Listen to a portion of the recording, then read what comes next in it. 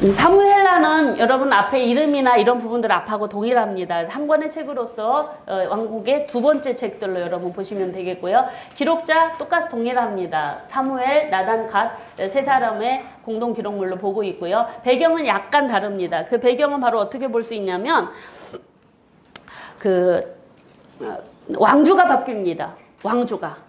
하나님께서 세우신 사울 왕이 패해지고 다윗이 왕위에 오르는 이야기가 이제 앞에서 기름 부어지지만 이제 사울이 죽고 난 다음에 그 왕조가 바뀌어지는 내용이 바로 이 사무엘하의 배경이라고 할 수가 있고요. 그러다 보니까 사울 집안이 몰락하고 다윗 집안이 강성해지는. 근데 처음부터 이렇게 왕조가 바뀌었다고 그래서 처음부터 완전히 이 다윗에게로 모든 백성들이 돌아온 게 아니라 사울왕 집안이 베냐민 지파이지 않습니까? 근데 끊임없이 사무엘 하에서는 베냐민 지파 사람들이 다윗이 통일왕국이 되어서도 계속적으로 그 눈의 가시처럼 그렇게 하나님의 신정을 거스리는 인물들이 나타나는 것을 볼 수가 있습니다. 그래서 그러나 그 가운데서도 하나님은 다윗을 통해서 왕을 세워가시고 하나님이 백성을 통치해 가시는 모습들이 이 사무엘 하에 등장하고 있는 걸 볼 수가 있습니다. 그래서 역사를 주관하시는 하나님께서 다윗 집안을 지속적으로 강하게 붙드셔서 하나님의 백성을 거룩한 백성 하나님의 제사장 나라로 세워가시는 모습들이 나타나고 있고 특별히 다윗이 통치하는 이 통일 왕국이 하나님께서 정치, 경제, 정치, 군사, 영적으로 굉장히 안정되고 번성해 나가는 모습으로 하나님이 이끌어 가시는 과정들. 근데 그 가운데 이 다윗이 온전하냐? 그렇지 않습니다. 그러니까 하나님의 위대하심이 이제 다윗의 범죄 속에서도 이 백성들을 위해서 신정하시는 하나님의 통치하시는 그런 손길들이 이 사무엘하의 배경으로 나타나고 있고요. 기록 연대는 사울이 사망한 1010년부터 다윗이 재위한 40년 기간이라고 볼 수가 있습니다. 그래서 분열왕국 초기에 비슷한 모습. 그리고 기록 목적을 좀 보시면 왕조가 바뀌어도 이스라엘은 하나님의 나라이고 하나님 다스리시는 나라이고 하나님의 통치가 여전히 이루어지고 있다는 걸 보여주기 위해서 기록하고 있고요. 다윗 왕조의 신적 기원은 하나님에게 있다.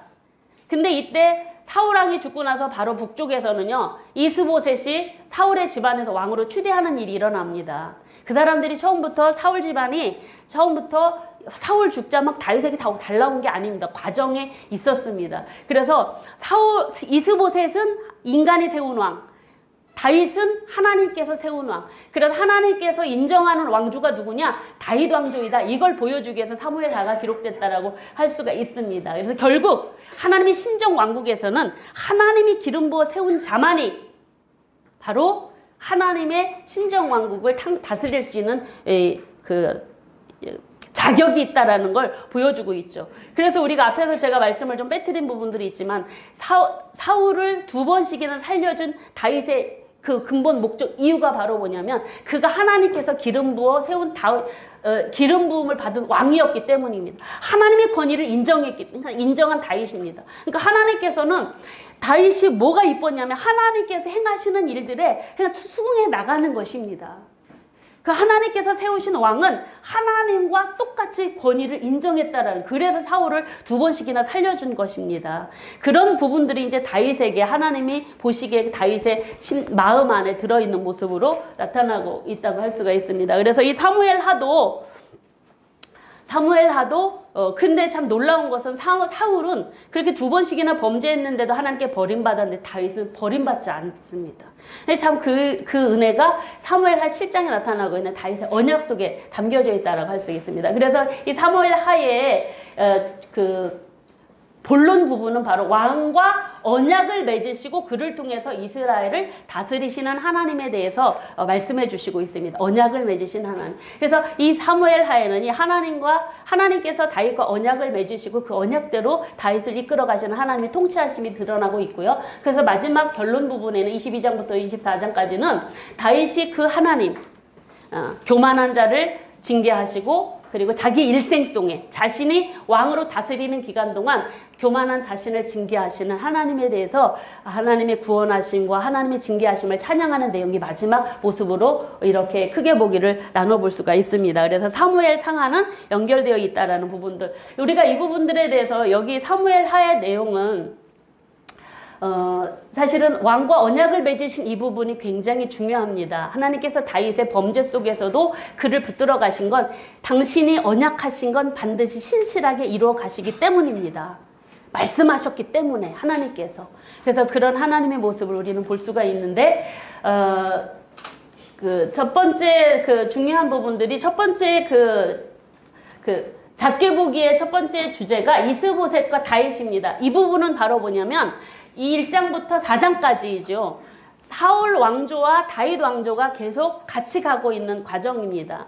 사울 왕이 죽자 어떻게 되냐면 그 유대 지파는 이 다윗을 헤브론에서 왕으로 세웁니다. 7년 동안 있었던 거 통치했던 거 아시죠? 그때 이스보셋 사울 집안에서는 사울의 아들인 이스보셋이 아마 살아있었던 아들이 전쟁터에 안 나가서 살아있었던 것 같습니다. 그 아들을 사울 집안에서 그때 장군이 아브넬 장군이 군대 장관이 사울의 군대 장관이었던 아므렐 장군이 이스보셋을 왕으로 세우죠. 이 관계가 4장까지 이어가고 있습니다. 그래서 이 과정을 통해서 어떻게 되냐면 사울 집안은 점점 낮아지고 그리고 다윗 집안은 점점 높아지는 부분들이 여기에 등장을 하고 있는 부분인데요. 특별히 여기에서 보시면은 유다족 속의 왕이 된 다윗의 모습, 이스라엘의 왕이 된 이스보셋 모습, 그리고 전쟁이 일어나죠. 그러고 나서 결국은 아브넬과 이스보셋의 갈등을 통해서 이스보셋이 죽고 그 다음에 이제 4장, 5장부터 다윗이 통일왕국의 왕으로 세워져 가는 부분들. 이 부분들도 굉장히, 근데 이 부분도요, 이스보셋과 다윗과의 이 갈등 관계 속에서 일하시는 분은 누구셨다? 하나님이시다라는 것입니다. 하나님께서 이미 기름을 부었잖아요. 하나님께서 다윗을 세우신 그 왕을 통해서 이 역사를 이뤄가시는 하나님의 모습들. 이스보셋이 아니고 다윗이다라는 부분들. 그래서 이 부분들도 하나님께서 여전히 하나님의 통치권 안에 있는 일들로 우리에게 보여주는 부분들입니다. 그래서 이 1장부터 4장까지 핵심입니다. 사울 집안은 점점 약하여 가지만 다윗 집안 점점 강하여 갔다. 근데 이 모든 부분들이 다 하나님의 통치권 안에서 이루어지고 있었다라는 부분들입니다. 아까 기록 목적에서도 보셨듯이 다윗의 왕조가 하나님이 인정하시는 그런 왕조이다라는 걸 보여주고 있습니다. 그래서 룻기는 누가 보면은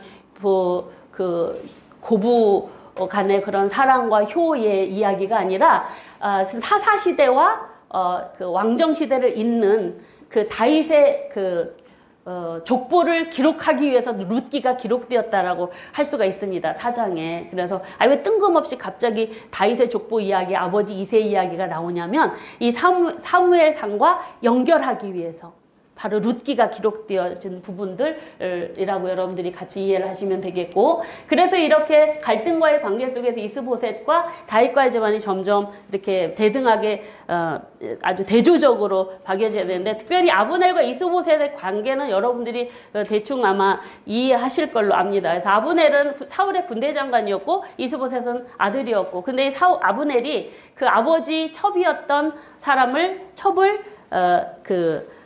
범합니다. 취했더니 그 일에 대해서 이스보셋과 아브넬이 틀어지고 결국은 그래서 이스보셋이 죽고 아브넬은 다윗 왕에게 오죠. 그래서 이 나라 부왕조대가 왕에게 드리겠습니다. 그 왔다가 요압 장군에게 아브넬이 죽습니다. 암살당하죠. 그래서 이제 결국 다윗은 가만히 있었는데 이 역사가 막 이상하게 꼬여가는 것입니다. 그래서 다윗이 통일왕국이 되어져서 왕국의 왕이 되어져서 세워가는 부분들이 나타나고 있는 걸 볼 수가 있는데, 특별히 5장 10절에 보면 만군의 여호와 하나님께서 함께 하셔서 점점 다윗이 강하여 갔다라고 하는 부분들을 보면, 여러분 중간중간에 다윗을 통해서 이뤄가시는 하나님의 역사들을 보시면, 신정의 역사들을 보시면요, 하나님께서 그 역사를 이끌어 가시는 부분들이 이런 부분들입니다. 이런 부분들. 그래서 우리가 성경의 어떤 사람 중심의 이야기보다 하나님이 행하신 일을 중간중간에 기록하고 있는 모습을 통해서 하나님의 신정을 우리가 확인해 볼 수가 있는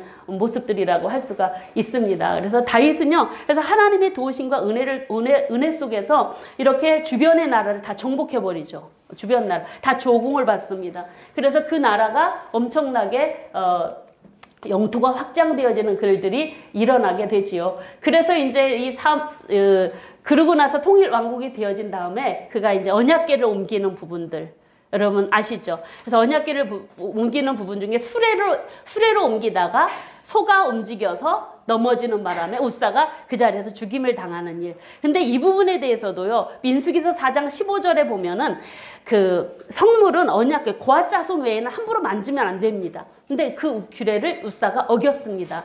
그래서 민수기서 4장 15절 율법을 어긴 죄 때문에 우사가 죽었다라는 부분들 우리가 같이 그냥 하나님은 그냥 행하시는 일이 없으십니다. 말씀대로 이루어 가시는 분, 말씀하신 대로 하나님의 뜻을 성취해 나가시는 분이십니다. 그래서 그런 부분들, 그래서 양과 언약을 맺으신 하나님에 대해서 특별히 우리가 좀 중심되는 부분들이 바로 뭐냐면 언약, 다윗의 언약. 이 언약이 왜 나왔냐면은 하나님 저랑 언약하십시오 이런 게 아닙니다. 다윗이 어느 날 왕궁을 짓고 왕궁도 그냥 진 게 아니고요. 하나님께서 그렇게 해주셨습니다. 통일왕국이 되니까 저 두로왕 히람이 이스라엘의 아주 강대국으로 발전이 되어졌고 다윗이 이제 통일왕국이 되어졌다니까 아주 백향목 보내고 해가지고 사람 보내가지고 왕궁을 지어줬습니다.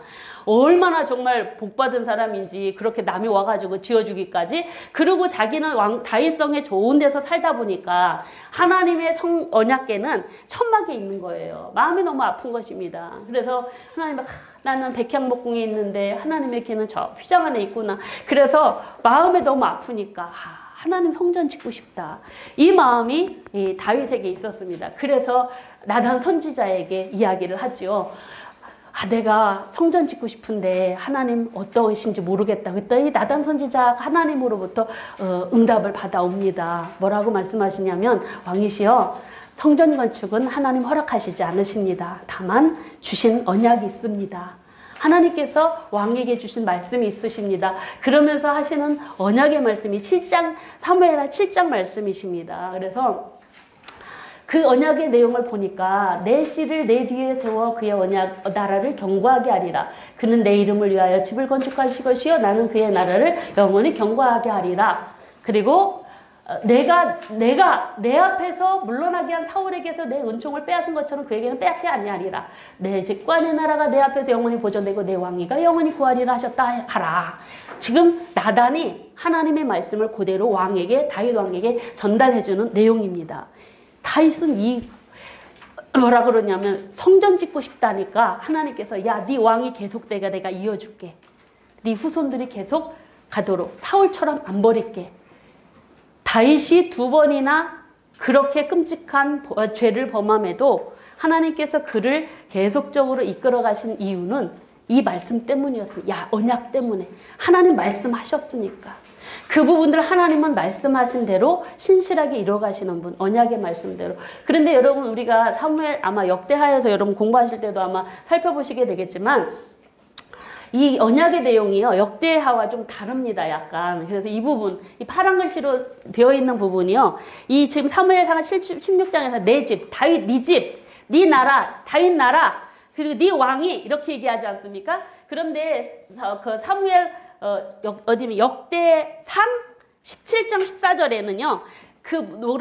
내가 영원히 그를 솔로몬 그의 아들로 고백하는 부분들이 나타납니다. 그래서 나중에 그 본문을 여러분들이 좀 비교해 보십시오. 그래서 사무엘 하 7장 16절하고 대상 17장 14절하고 좀 약간의 차이들이 있는 부분들. 그래서 그런 부분들이 약간씩은 있지만 어쨌든 네 후손 너를 통해서 네 후손을 통해서 어차피 그 집안 내니까 그런 부분들도 같이 약간 차이가 있는 부분들을 여러분 보시고요. 여러분 전쟁을 통해서 하나님께서 계속 다윗을 이기게 하시는, 어디를 가서든지 다 이기게 하시는 하나님의 모습. 이 영토를 좀 보시면은요, 이게 사울왕 때입니다. 보라색.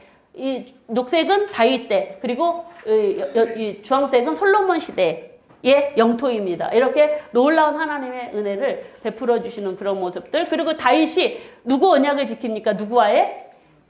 요나단과의 언약을 지키는 모습이 그의 아들 무비보셋을 왕궁에 불러들여서 함께하는 그런 모습들 나타나고 있고, 다윗의 첫 번째 죄 아시죠?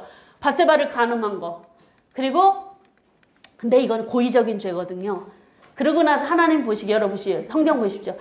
다윗이 행한 그 일이 여호와 보시기에 악하였더라. 그래서 하나님께서 그러고 나서 우리아까지 죽이는 일들 징계를 하시겠는데 하나님의 징계가 이것입니다. 칼이 네 집에서 영원히 떠나지 않고 그리고 너와 내 집이 재앙을 일으키고 내 아내를 빼앗아 내 이웃에게 주겠다. 그리고 네가 낳은 아리가 죽으리라. 이대로 됩니다. 하나님 말씀하신 대로. 그래서 이 이후로부터 다윗의 집안에 칼이 떠나지 않습니다, 여러분. 이 두 번째 범죄는 바로 여러분 뭐냐면 엘리 제사장이 잘못한 것과 비슷합니다. 암논이 다말이라고 하는 자기 배다른 그 여동생을 너무너무 사랑을 해서 범합니다. 그 일 다윗이 알았습니다. 그런데 다윗이 그거를 책망하지 않았습니다. 징계를 주지 않았다라는 것입니다. 근데 이 암논의 죄가 단 한 번이 아니었다라고 합니다. 여러 번 그런 일들이 반복되어 있기 때문에 이런 일들이 있었다라고 이야기를 하는데 어쨌든 근친상간의 죄를 발생했는데 다윗이 그걸 그냥 두었다라는 것입니다. 이건 바로 엘리 제사장이 자식들이 여호와를 멸시하는 제사를 멸시하는 죄를 짓는데도 가만히 뒀던 것은 자식보다 하나님보다 자식을 더 사랑했기 때문입니다. 근데 다윗이 맹목적인 사랑이라고 여기서 말씀을 드리지만 과연 맹목적인 사랑인지 아니면 그가 하나님 앞에 받은 언약의 말씀에 징계의 말씀에 그냥 수긍해 나갔는지에 대해서 우리는 확인해 볼 길이 없지만 어쨌든 그 비슷한 부분들이 엘리의 부분들과 나타나고 있는 부분들. 결국은 암논도 죽고 압살롬도 죽는 일들이 일어나게 됩니다. 여동생을 범했다고 해서 동생 압살롬이 형 암논을 죽이는 일들. 그러고 나서 압살롬이 어디로 도망가냐면 그술, 외할아버지 집으로, 외갓집으로 도망가죠. 그술랑 달매가 그의 어머니거든요. 그곳에 가서 있어서 거기에서 뭐 하는지 아십니까? 거기에서 이 압살롬이요. 그 이방 나라가, 이방 왕이 어떻게 하는 일을 배워옵니다. 그러고 나서 이 압살롬이 그러고 나서 돌아와가지고 뭐 하냐면 반역을 하죠, 반역. 이방 왕, 그술 가서 외할아버지한테 왕 노릇하는 걸 보고 배워서 와서 아버지를 범합니다. 반역을 하는 일들. 그래서 계속적으로 이때부터 그 반역을 하는 일이 바로 뭐냐면은요. 그 압살롬이 구술에서 와가지고요. 호위병 50명을 거느리며 다니면서 막 이렇게 왕 행세를 합니다. 그게 왕들이 하는 일이거든요. 그래서 병거를 준비하고 말을 준비하는 부분들. 그래서 결국 근데 거기에 누가 같이 하냐면 압살롬의 반역에 아히도벨이라고 하는 사람이 동행을 합니다. 아히도벨은 누구냐면 다윗의 모사였습니다. 근데 이 아히도벨의 모습에 대해서 보통 뭐냐면 밧세바의 조부로 그렇게 알려지고 있습니다. 밧세바의 조부. 그래서 밧세바가 아히도벨이 그러니까 자기 손녀딸의 모습을 마음에 새기고 있다가 아들이 반역한 일에 거기에 함께해서 다윗을 반역을 하는 일에 도왔다라고 볼 수가 있어요. 결국 아히도벨은 나중에 죽임을 당하게 되어지는데 자기가 이제 자살을 하게 되어지는데 어쨌든 이런 관계 속에서 역사가 이어지고 있는 모습들을 우리는 볼 수가 있습니다. 그래서 다윗이 이제 다시 언약궤를 옮길 때는 정말 하나님의 법도대로 수레에 끓는 것이 아니라 언약궤를 이제 고앗 자손이 지게 하는 그런 일들을 보게 되어지는데 특별히 다윗은요. 이렇게 그 압살롬의 반역으로 인해서 도망을 다니는 그런 신세를 집니다. 그렇지만 이 도망 다니는 그 삶 중에서도 하나님의 놀라운 은총이 더해집니다. 그래서 사무엘하 66장에 보면요. 왕궁을 떠나서 도망가는데 그와 함께했던 그렛 사람, 블렛 사람이라고 하는 사람이 나타나거든요. 근데 이 사람이 누구냐 하는 부분에 대해서 여러 가지 의견들이 있습니다. 여러분 그 팁에 나타나고 있지만 이 부분은 이제 다윗의 시위대로서 일했던 사람들인데 이 사람들은 거의 누구냐면 이스라엘 사람들이 아닙니다. 이 사람들이 블레셋 사람들이라는 견해라고 하는 부분들, 그래서 가드에서 온 사람들로 보고 있습니다. 근데 이들이 다윗이 도망 다닐 때 계속 호위병으로 다윗과 함께 합니다. 다윗에게 옆에서 충성스러운 충신들, 그리고 가드 사람 600명도 함께 하는데요. 다윗이 나오는데 가드 사람 600명이 바로 이 다윗과 함께 동행하는 일들이 일어나게 되어집니다. 이런 부분들도 다 이들이 다 다윗의 신복 중에 충신이었다라는 부분들입니다. 그래서 다윗이 도망다니는 반역해서 아들의 반역 때문에 왕궁을 떠나서 도망다니는 그 과정 중에서도요, 하나님의 은혜의 손길이 계속적으로 이어지고 있는 부분들이 이런 사람들, 이스라엘 사람들은 다 다윗을 아들도 반역을 하는데 이 사람들의 이방 족속이지만 다윗과 함께해서 다윗을 보호하고 함께 동행해주는 이런 부분들. 그래서 이런 부분들, 여러분 팁 처리된 부분들을 좀 자세히 읽어보시면 얼마나 하나님께서 다윗과의 언약을 그렇게 범죄함에도 불구하고 이어가는 부분인가를 볼 수가 있고요. 그리고 여기에서 다윗을 속이는 시바와 시므이라고 하는 조롱하는 시므이의 모습이 나타나고 있습니다. 이 시바와 시므이는 레위 지파 사람, 아니요, 베냐민 지파 사람들입니다. 이 사람들은 다윗이 왕궁을 떠나니까 아싸 잘됐다 하면서 그 조롱을 하는 사람들. 그러니까 시바는 바로 무비보셋의 종이었고 시므이는 베냐민 지파 사람입니다. 결국은 다윗을 완전히 물러본 것이죠. 결국은 다윗이 그들이 저주를 하자. 근데 시므이가 다윗을 막 저주하니까 다윗이 뭐라 그러나? 다윗의 고백을 한번 보세요. 여호와께서 그에게 명령하신 것은 그냥 내버려 둬라. 이렇게까지 고백을 하는. 그러니까 다윗은 하나님의 신정을 그냥 인정하는 부분들. 이런 부분들이 나타나고 있다라고 할 수가 있습니다. 하나님의 저주를 그냥 인정해버립니다. 그리고 사람의 저주가 곧 하나님이 나한테 하는 거다. 그리고 하나님께서 저 저주 때문에 나에게 좀 선을 베풀어 주시기를 원한다. 이런 기도도 합니다. 다윗의 믿음의 부분. 죄도 졌지만 이런 믿음들도 좀 드러나는 부분들. 그러고 나서 나중에 이 후세의 계략과 아비도벨의 그 계략을 통해서 하나님께서 누구의 손을 들어주냐면 후세의 계략을 통하여서 다윗이 황궁할 수 있는 그런 은혜들을 베풀어 주시는 이야기들이 바로 이제 이어지고 있는. 그래서 여기 지금 보시는 이 15장부터 여기 16장, 17장까지는 다 하나님께서 다윗이 환궁할 수 있는 그 길들을 하나님께서 역사하셔서 이끌어 가시는 그런 과정들. 근데 우리가 특별히 좀 17장에 보시면은요, 그 다윗이 환궁하는 부분들이 나타나는데요. 다윗이 환궁하는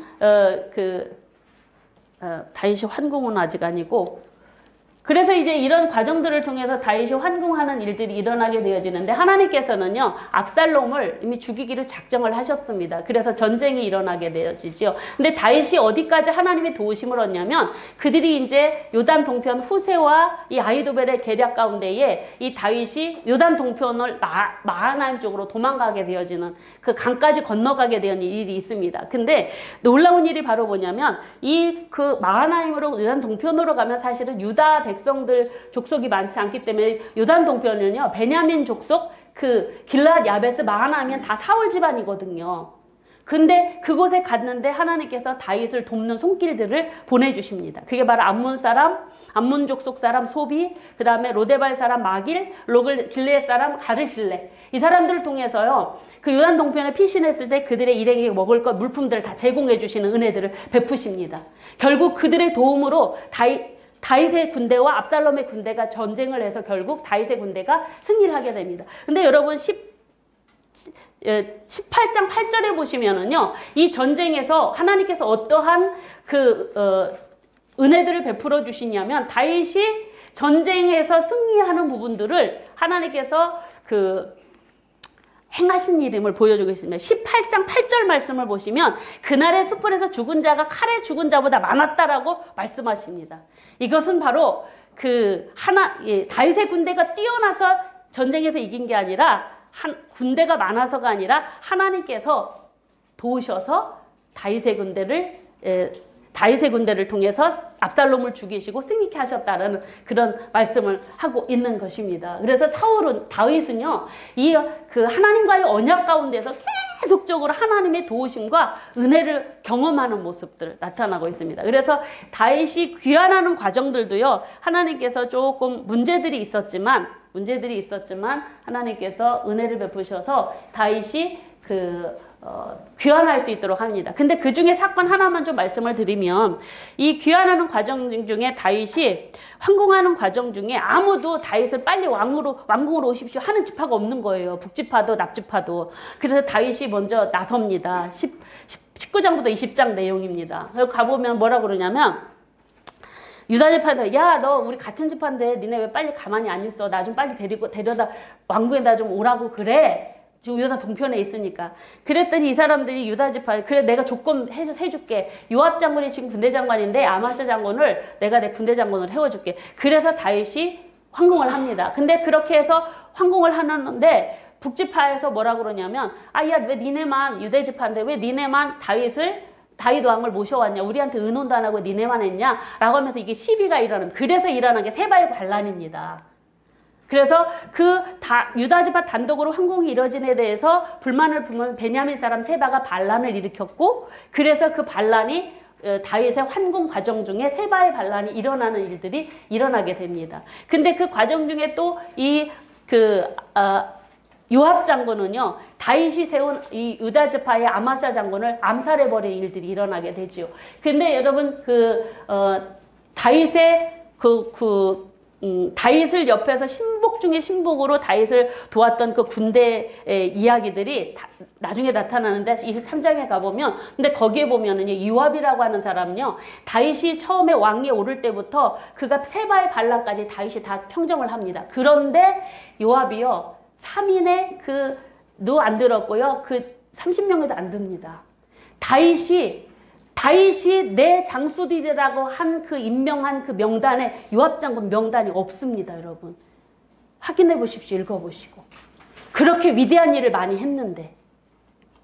그래서, 요압은요, 암살했습니다. 아브넬 암살했고, 아마사 암살했고, 또 다윗이 원치 않는 일들을 왕 모르게 한 일들이 있었습니다. 그래서 아무리 위대한 업적을 내도 하나님의 뜻에 맞게 하나님이 기름 부어 세우신 왕의 순종에서 함께 하지 않으면 그도 하나님께 인정받을 수 없다라는 것을 이런 다윗의 용사들을 통해서, 용사들 기록이 나중에 나타나는데 다윗의 용사들이 왜 기록이 됐나 봤더니 그런 이유들 때문에 바로 기록된 것을 확인할 수가 있었습니다. 여러분, 그런 부분들도 우리 같이 보시면 되겠습니다. 그래서 여기 21장에 보시면 다윗의 용사들 이야기 나오지 않습니까? 그리고 21장에 기브온 사람들과 부분들, 이 부분은 바로 이제 하나님이 징계를 내시는데 3년 동안 기근이 이 땅에 일어납니다.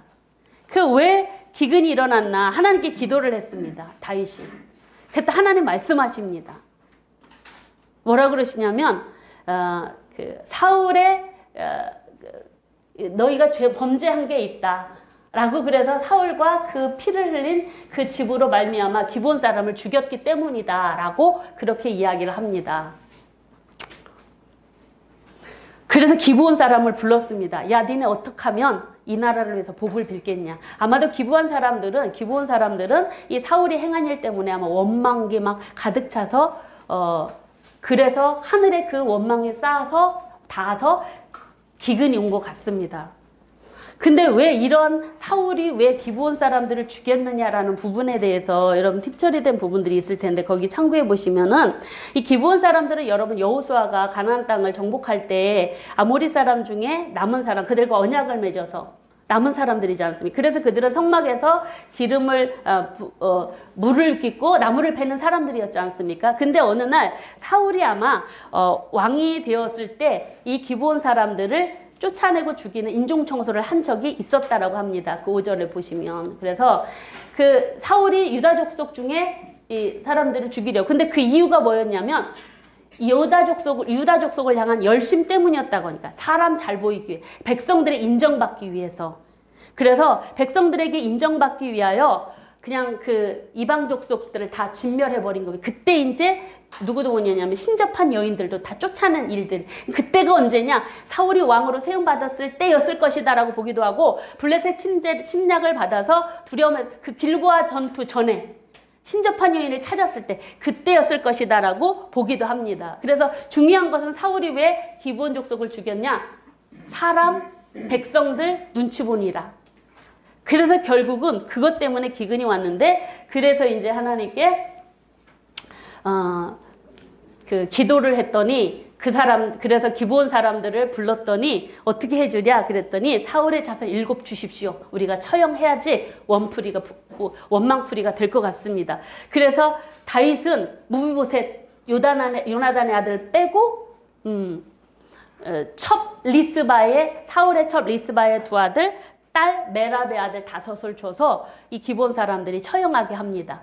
7명의 사울의 아들이 나무에 매달려서 죽습니다. 그런데 이때 리스바라고 하는 사람이 이 사울의 첩이 자기 두 아들 매달린 것을 시체를 앞에다가 배를 깔고 시체에 배가 쏟아질 때까지 그 시체를 지켰다라고 합니다. 그 기간에 대하여 보통은 그 당시가 비가 내린 시기가 4월 곡식 때부터 비가 내리던 10월까지 6개월, 길게는 6개월도 보고, 근데 더운 나라였기 때문에 6개월 동안 시신이 매달려 있을 수가 없어서 아마 일주일 내지 6개월 정도로 추정을 그렇게 보고 있습니다. 그래서 기브온 시체에 비가 쏟아졌다라는 것은 기브온 거민들이 원망이 풀려졌다라는 걸 의미가 있고, 또 하나님께서는 그들의 죄를 용서하셨다라는 의미. 그래서 근데 성경은요, 리스바의 모정에 감동한 다윗이 이 7명의 시신 거두고 옛날에 죽었던 길랏 아베스 사람들이 장사 지냈던 사울과 요나단과 그 세 아들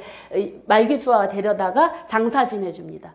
그랬더니 하나님께서 그 땅을 위한 기도를 들으셨더라라고 말씀하고 있어요. 모든 원망이 얽혔던 걸 풀어내는 이 사건이 그 주인공이 누구였냐면요, 사울의 첩 리스바의 모정입니다. 하나님께서는 아마 이렇게 리스바라고 하는 여인, 여러분 사무엘 상의 시작은 누구였죠? 비천한 여인 한나. 이렇게 비천한 사람들을 통해서도 하나님의 역사를 읽어가시는 모습들, 그리고 마지막에는 이제 우리가 이제 다윗의 감사 찬양이 나타나고 있는 부분들, 이 찬양 속에는 여러분 교만한 자를 낮추시는 하나님의 핵심 포인트라고 할 수가 있습니다. 그래서 당신이 위에 최고의 자리에도 올랐잖아요. 하나님 언약도 받았잖아요. 교만해서 범죄했을 때 하나님께서 그를 낮추시는, 그래서 하나님 앞에 철저히 그 징계를 받으며 낮아지는 그런 자리에까지 처했던 다윗의 모습이 이 마지막 감사 찬양 속에 나타나고 있습니다. 그래서 여러분 이 사무엘 상의 21장하고 22장은요 21장하고 22장은 다윗의 초기, 23장하고 24장은 다윗의 말기에 기록된 걸로 그렇게 구분해서 보시면 되겠습니다. 그래서 그런 부분들을 같이 이렇게 보시면 되고, 하나님께서는 어떤 분이시냐, 교만한 자를 징계하시는 부분이 이제 나중에 교만한 자를 징계하시는 하나님이 인구조사와 관련되어져서 마무리 지어지고 있습니다. 감사 찬양 속에서도 하나님의 행하신 구원의 은혜들, 교만한 자를 낮추시는 부분들이지만 그 결론의 사건이 이 인구조사 사건입니다. 그래서 인구조사를 하나님께서 행하게 하셔서 행하신 일들. 근데 인구조사의 이야기가요, 여기 사무엘 하에서는 하나님께서 행하신 일이고, 또 역대하에서는 사단이 일어나 행한 일이다, 이런 좀 다름으로 기록되어지고 있는 부분들 좀 참고해 보셔서 같이 보시면 되겠고, 근데 중요한 것은 이 하나님께서 인구조사를 하게 하신 것은요, 사실은 이스라엘의 죄 때문이다라고 그렇게 이야기를 하고 있습니다. 그 이스라엘의 하나님께서 진노하신 죄, 그게 이스라엘 수문죄라고 하는데, 그 죄를 바로 뭘로 보냐면 압살롬의 난에 그리고 세바의 난에 동참한 반역적인 행동에 대한 징계라고 말씀하고 있습니다. 즉 하나님께서는 세우신 왕이 누구냐면 다윗입니다. 하나님의 통치권, 하나님의 권위에 반역하는 인간이 세운 모든 왕들은 하나님이 허락지 않으신다. 교만한 자들을 낮추시는 하나님이시다라는 걸 이 인구조사를 통해서 보여주고 있는 모습이라고 할 수가 있습니다. 그래서 여러분들이 이렇게 마지막 인구조사에 관련되어져서 이렇게 다른 부분들은 특별히 여기 보시면 그 턱값, 인구조사 때 징계의 벌로 3일 동안 온역이 내리지 않습니까? 근데 하나님께서 그 3일 다 안 채우십니다. 이틀 동안 하시다가 나중에 아라노의 타작마당에 서서 예루살렘에서 내리다가 하나님 스톱하십니다. 그러고 나서 그곳에서 다윗이 목숨 걸고 하나님께 회개기도 하죠. 그래서 하나님께서 은혜를 베푸셔서 그 번제를 하게 하시는 그 땅값이 은 50세겔과로 타작마당과 소를 샀고, 이 사무엘 하의 기록입니다. 역대상에는요 턱값으로 금 600세겔 다르죠. 근데 이게 바로 뭐냐면 여기서는 타작마당과 소값이고요. 밑에서는 턱값이라고 여러분 차이를 좀 보시면 됩니다. 그래서 성경이 1.1획도 틀리지 않은 하나님 말씀이기 때문에 다 이유들이 있다를 자세히 읽어보지 않기 때문에 우리가 좀 왜 이렇게 달라요, 이상하네요 라고 이렇게 볼 수 있는데, 이런 부분들 한 부분만 제가 보여드렸습니다. 여러분 팁 처리에 대한 부분들을 확인해 보시면서 더 다른 부분들도 이해하시면 좋겠습니다. 그래서 하나님께서는 이렇게 그 땅을 향한 모든 기도를 들어주고 재앙을 내리시는, 그런 재앙을 그치시는 일들을 이루시고, 그 아라노의 타작마당 마당이 결국은 예루살렘의 성전의 터가 되는 모습으로 나타나고 있는 걸 볼 수가 있습니다. 그래서 하나님께서는 이렇게 사무엘 상하를 통하여서 왕을 세우신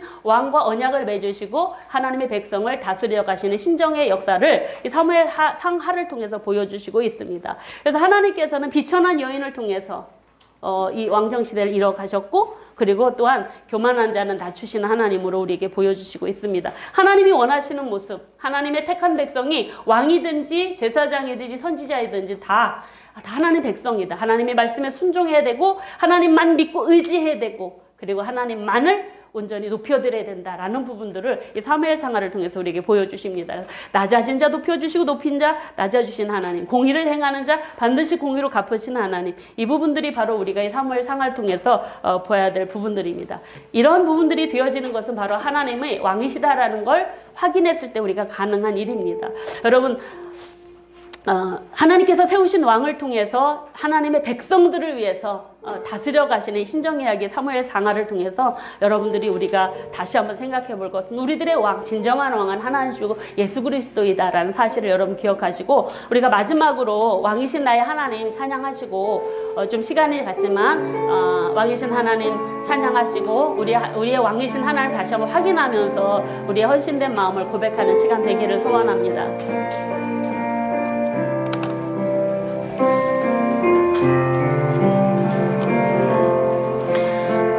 왕이신 나의 하나님, 내가 주를 높이고 영원히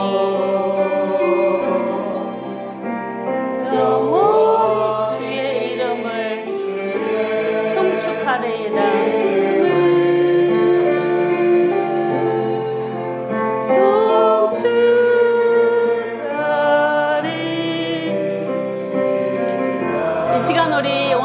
마무리하는 기도를 다 같이 함께 통성으로 기도드리겠습니다.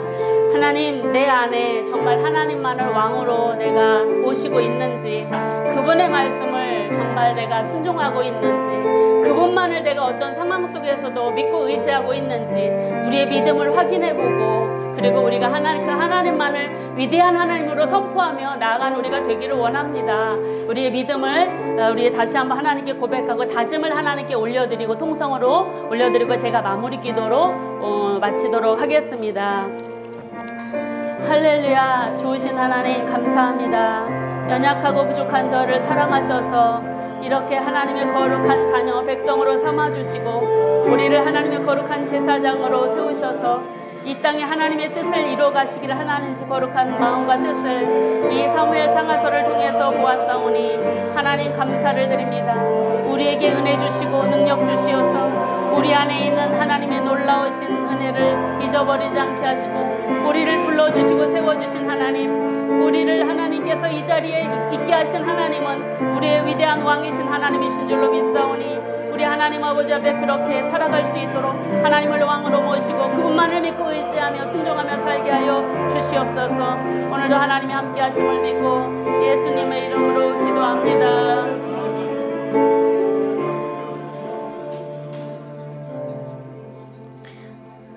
거룩하신 하나님, 오늘도 주의 은혜로 이렇게 하마을 성경학교를 마무리할 수 있도록 은총을 베풀어 주셔서 감사합니다. 육신은 고나지만 우리의 영혼에 하나님께서 은혜와 힘으로 함께해 주신 줄로 믿습니다. 사무엘 상하서를 통해서 하나님의 백성을 거룩한 백성 제사장 나라로 삼아 세워 가시기를 원하시는 하나님의 그 신정의 역사를 살펴보았습니다. 하나님을 왕도 선지자도 사사도 제사장도 하나님을 왕으로 섬기며 그분만을 의지하며 그분의 말씀에만 순종하여 살아가야 됨을 말씀해 주십니다. 하나님, 우리를 하나님의 자녀 거룩한 백성 귀한 일꾼으로 세워주신 것은 이 땅에 우리를 통해서 우리를 거룩한 백성 하나님의 선민 그리고 하나님의 거룩한 제사장 나라로 세워서 이 땅에 하나님의 신정을 이루어가기를 원하시는데, 하나님 나라를 이루어가시기를 원하시는데, 그 자리에 우리 모두가 귀하게 쓰임받는 일꾼으로 세워지도록 은혜와 능력으로 붙들어 주시옵소서. 오늘도 강건하게 붙들어 주시고 이 밤에도 평안한 밤을 보낼 수 있도록 주께서 함께하여 주시옵소서. 은총 주심에 감사하며 예수님 이름으로 기도드렸습니다. 아멘.